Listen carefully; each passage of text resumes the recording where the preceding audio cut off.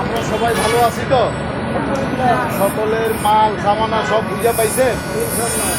এর মাত্রে হোটেলে আইসা আর কোনো কমপ্লেন নাই তো? আমাদের কোনো কমপ্লেন নাই তো? আলহামদুলিল্লাহ।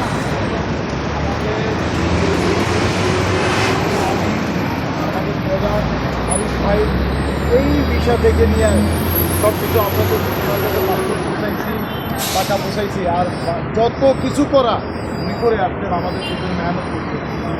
এখন আমাদের কাজ কি? আমরা আরিফ ভাইকে সহযোগিতা করা। আরিফ ভাইকে কী করা? সহযোগিতা করা। কীভাবে সহযোগিতা? যখন যেই কমান্ড করবে সেটা সবার আগে আমি মানব, ওইটা আমি মানব এবং ওইভাবেই চলব। আর সবাই হারায় দিতে পারে, আরিফ ভাইকে আমি হারাবো।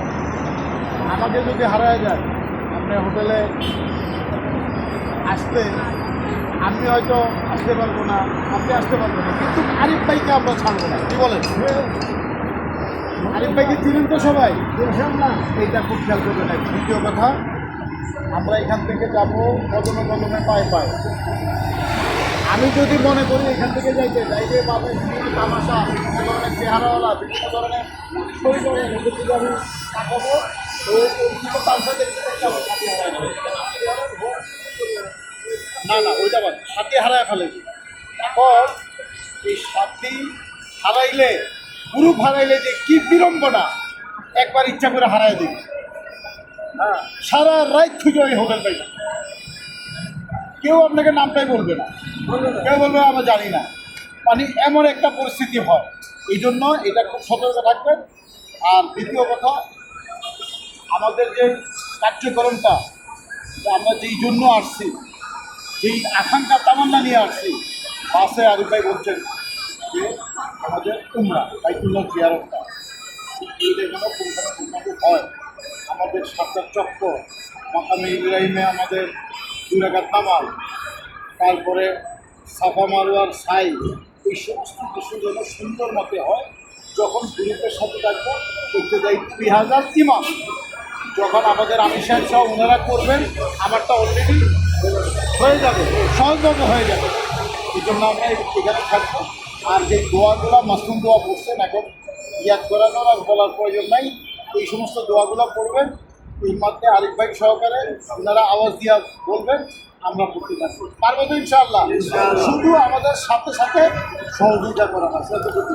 আল্লাহ পাক সবাইকে তৌফিক দান করুন। তালবিয়া বাইতুল্লাহর আগের থেকে শেষ হয়ে যাবে, এখন করতে পারবে। ঠিক আছে? বাইতুল্লাহ দেখার আগেই তালবিয়া শেষ, এরপরে চক্করে মক্করে আর তালবিয়া নেই। তালবিয়া কোনটা কত দেখি? বলেন বলেন। ইন্নাল হামদা ওয়ান নি'মাতা লাকা ওয়াল মুলক লা শারীকা লাক। এটা আমরা পড়তে পড়তে যাব। ঠিক আছে না? কেউ কার করে দুনিয়াবি কোনো কথা, বাড়ির কথা, এখানে গেছে ভাবি দেখেন ওরকম, এই লোকটা কেমন, ভাই দেখেন দেখছেন কী অবস্থা, ওই সমস্ত কেনাকাটা কিচ্ছু এখন মাথায় রাখবেন না। মাথায় রাখবেন আমার জিন্দিগি কোটি কোটি মানুষ আশা করে এখানে আসতে পারে না, আল্লাহ নিয়ে আসছে। কে আনছে? আল্লাহ। তো এইখানে আমাকে মাসুম হইতে হইবে, অতীতের সমস্ত গুনাহ আজকে রাত্রে আমাকে মাফ করাইতে হইবে। আল্লাহকে আজকের এই উমরার মধ্যে আল্লাহকে রাজি করে দিই। যতক্ষণ রাজি না হইবে ততক্ষণ বাইতুল্লাহ ফেরা আসবে। একদিনে হইতে হবে। পারবো তো ইনশাআল্লাহ? নাকি মানুষকে দেখানোর জন্যই উমরা করছি, নাকি সেলফি তোলার জন্যই উমরা করতে আসছি?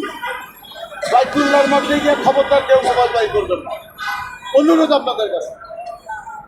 অন্ততপক্ষে এতটুকু যে আমি এইখানে কোনো সেলফি, কোনো মোবাইল আমি মানুষকে পোস্ট করবো যে আমি বাইতুল্লাহ উমরা করতে আসছি, এটা প্রচার করতে আসছি, মানুষকে দেখানোর জন্য আসছি না একলাসের জন্য?